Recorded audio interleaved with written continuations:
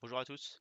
Alors aujourd'hui, on est sur le journal de bord de la séance 3 en CrossFit, qui est relativement la même que la séance 2 de CrossFit, avec la date à marquer là-haut, la prise de pouls avant l'effort, après le Tabata, après le WOD et en fin de séance, l'échauffement qui est le même comme d'habitude, la routine, travail technique de skill, encore une fois, pour vraiment être le plus parfait possible sur les mouvements.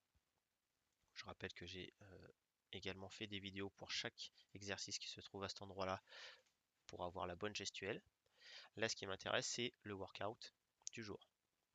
Donc, c'est le même tableau que la séance 2 où vous allez devoir choisir des rounds.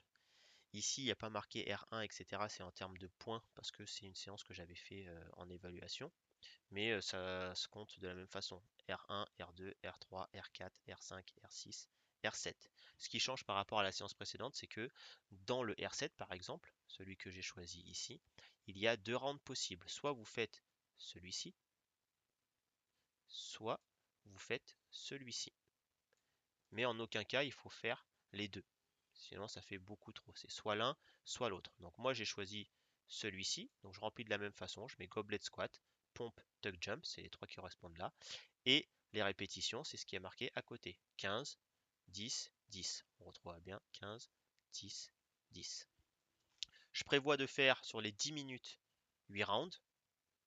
J'en ai réalisé 10, d'accord? Parce que là, bon, j'ai pas pu noter parce qu'il n'y avait que 5. Donc j'écris le nombre de rounds que j'ai fait, 10. Et l'écart au projet, c'est la différence entre ce que j'ai prévu et ce que j'ai réalisé.